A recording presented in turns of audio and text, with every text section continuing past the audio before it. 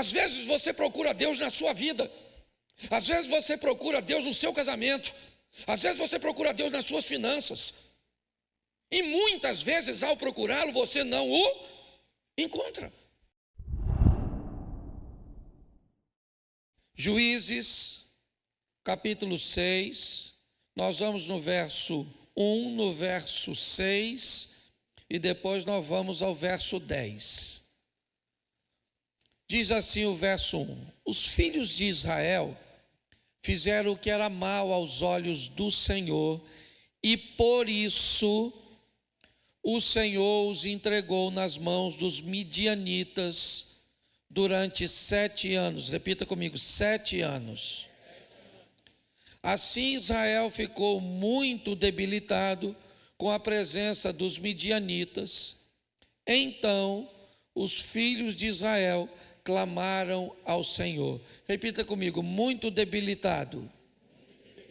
Verso 10: e disse: eu sou o Senhor, o Deus de vocês.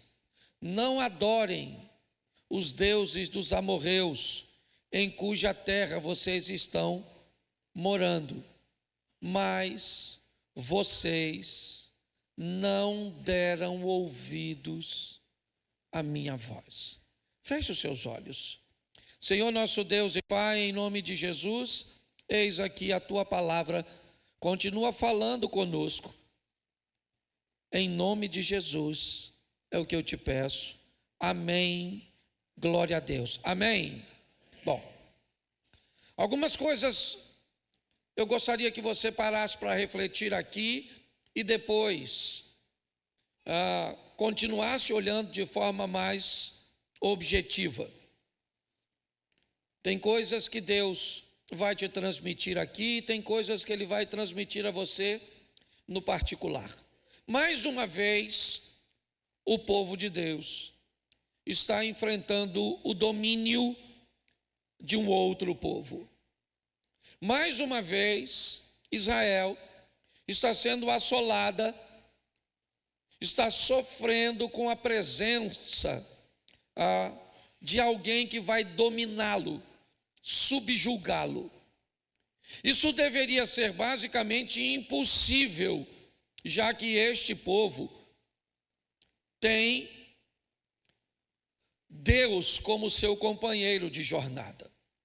Aliás, a história de Israel sempre oscila entre liberdade e escravidão, vitória em momentos de glória e momentos de vergonha e de derrota. Você vai ver ao longo da caminhada do povo de Deus essa instabilidade do povo. Mas hoje eu quero te chamar a atenção para algumas coisas aqui. O inimigo agora são midianitas, amalequitas, alguns povos que estão descendo do Oriente para agir contra Israel. Uma coalizão de 3 nações que vai subjugar Israel. Na verdade, eles não querem muito roubá-los. Não. A intenção é só destruir tudo que eles produzem durante o ano. Todo o período de plantio e colheita, eles são atacados pelos seus inimigos. E é exatamente por isso que eles ficam debilitados, que eles enfraquecem, em algumas traduções, que eles empobrecem. Deus usando uma nação inimiga para atacar seu povo. Nós vimos nos 3 versículos, primeiro, que essa é uma crise que já dura 7 anos. Durante 7 anos, este povo vem trazendo seus rebanhos consigo para pisotear as plantações, para destruir as plantações. É só isso que eles querem. Eles querem humilhar. Eles não precisando dos recursos de Israel. Eles não estão entrando ali para saquear e pegar porque estão passando fome, porque tem necessidade. Não é nada disso. Eles simplesmente são mais fortes. E para ser forte eles precisam de exércitos. Eles precisam de material bélico. Eles precisam de homens grandes. É assim. Você nunca viu falar de valentes, a não ser com Davi. Porque o povo nunca precisou de valentia. O povo sempre precisou da presença de Deus. Porque quando Deus estava presente e o povo fazia a sua parte, não interessa o tamanho do inimigo, o povo ia vencer, porque a vitória era garantida por Deus. As outras nações não, eles precisam de carro, cavalos, cavalheiros, é assim. Israel nunca necessitou de fato de tudo isso, porque ele era capaz de vencer com trabalho, com dedicação, mas principalmente o que fazia Israel vencer era algo chamado santidade. Quando Israel resolvia viver e trilhar um caminho correto, obedecendo às leis de Deus, já era. Inevitavelmente, eles venciam, mas todas as vezes que Israel se rebelava, Deus é pai. Então Deus utiliza de um sistema de correção, de disciplina. E o que ele fazia? Usava as nações poderosas para fazer isso. 7 anos é o que nós vimos. Durante 7 anos, obviamente, que o povo empobreceu e enfraqueceu em todas as áreas.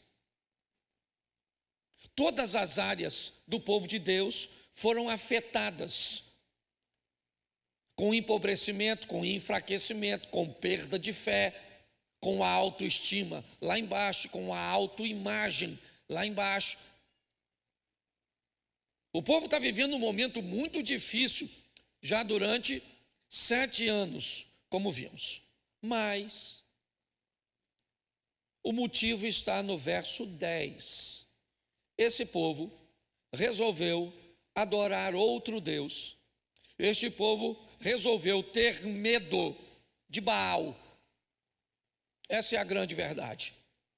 O povo já está em dúvida, porque este povo adora um Deus pagão, que durante 7 anos manda invadir a terra do povo de Deus, tendo êxito. O povo começa a achar se na verdade quem é Deus de fato não é Baal. Então eles começam a ter medo de Baal.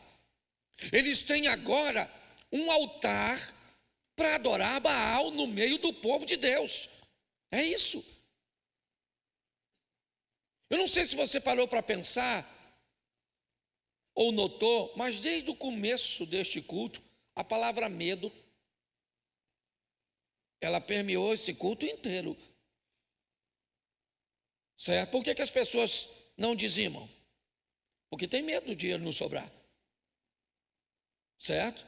O medo é algo que está muito latente na nossa vida.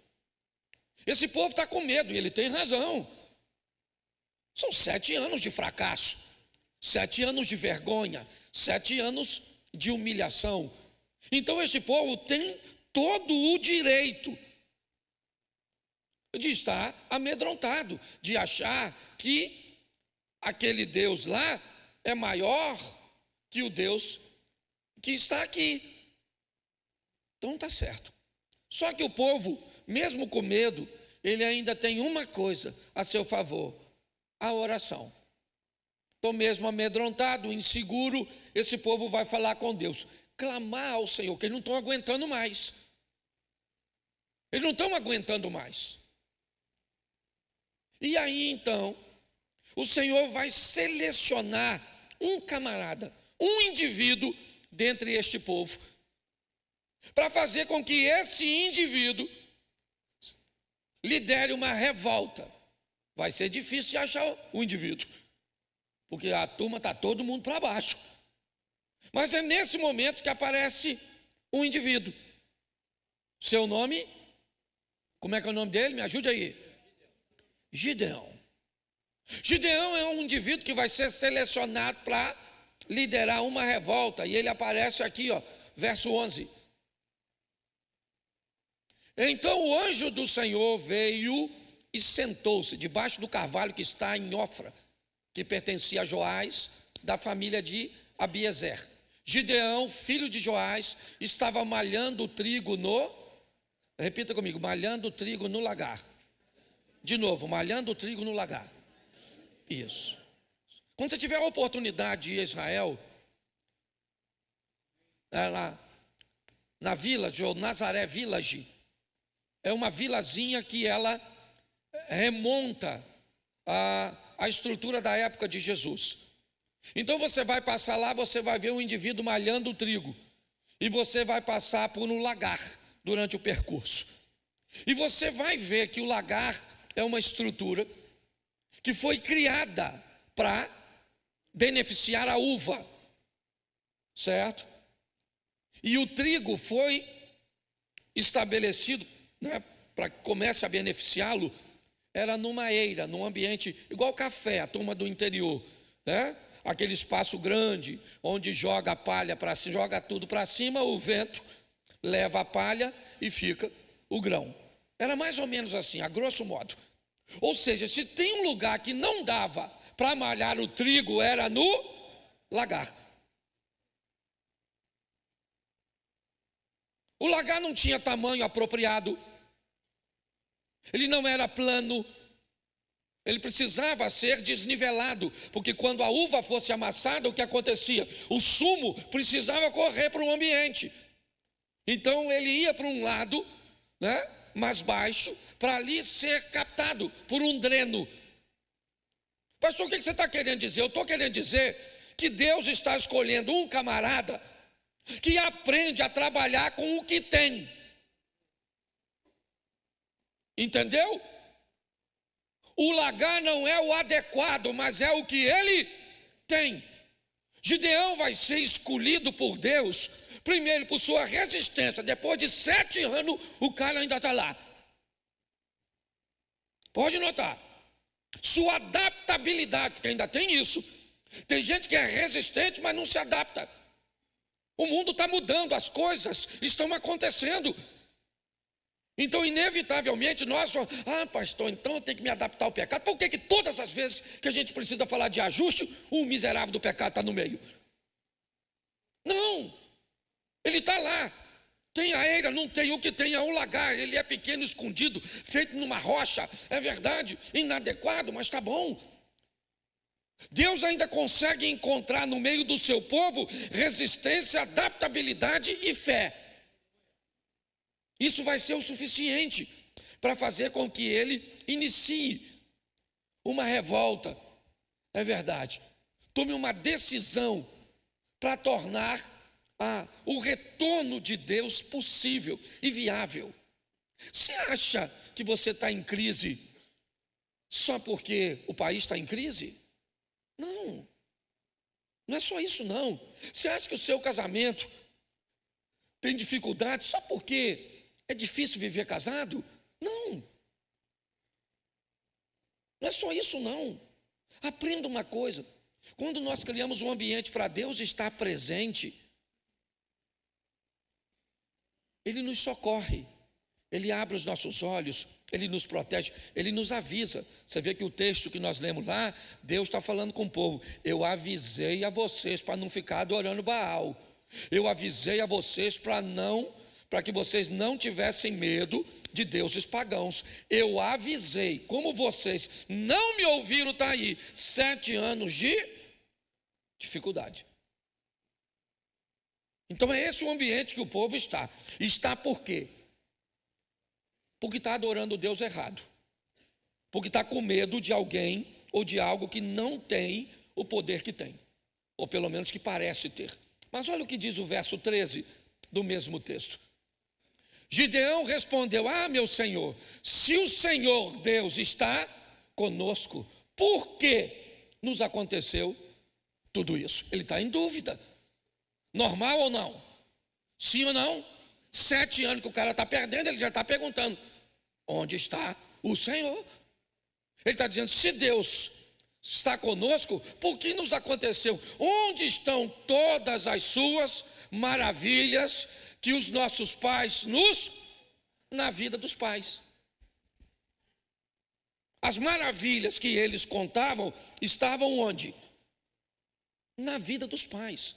Sabe o que está acontecendo aqui, que Deus está falando comigo e com você? É que nós temos que parar de viver de história dos outros. Foi seu pai, foi seu avô, foi o Noé, foi o Abraão, foi o Davi, foi o Paulo, foi o fulano, foi ciclano. Quando é que vai parar de ser a história dos outros e vai começar a ser a nossa? Quando é que nós vamos parar de ser meros narradores de histórias alheias e vamos começar a narrar nossas histórias? Porque ele está dizendo: Senhor, o que aconteceu? Olha só, se o Senhor está conosco, olha lá, onde estão todas as suas maravilhas que os nossos pais nos contaram? Está na vida deles. Talvez a sua vida seja ver maravilhas acontecendo na vida dos outros. As coisas acontecem tão pertinho de você, mas nunca com você. Nunca na sua vida. Gideão está narrando isso. Eu ouvi muitas histórias do que Deus fez. Ele só não está fazendo. Eu sei que ele pode fazer, porque ele já, mas ele não faz. O passado é muito bonito, a história é muito romântica, mas não está acontecendo as coisas que eu ouvi na minha vida, na minha família, nos meus negócios. Não está acontecendo. Ele está dizendo: eu estou resistindo isso, eu me adaptei para malhar o trigo no lagar, eu ainda tenho um pouco de fé, mas posso falar francamente, Senhor, onde o Senhor está? Aqui o Senhor não está, porque se o Senhor estivesse aqui, isso não estaria acontecendo. Cadê o Senhor? Às vezes você procura Deus na sua vida, às vezes você procura Deus no seu casamento, às vezes você procura Deus nas suas finanças, e muitas vezes ao procurá-lo você não o encontra. É isso que ele está dizendo. Cadê, Senhor? Cadê? Cadê os Deus que abre mar? Cadê o Deus, né, de Josué? Cadê? Isso só virou histórias do nosso passado, mas nós não vivemos de passado, nós vivemos do agora, e é isso que ele está narrando. Ele vai ter que aprender que a história dos outros é bonitinha, mas não sustenta a nossa caminhada. O que sustenta a nossa caminhada são as nossas histórias com Deus. Pare de viver narrando a história dos outros e comece a viver narrando as suas. É possível.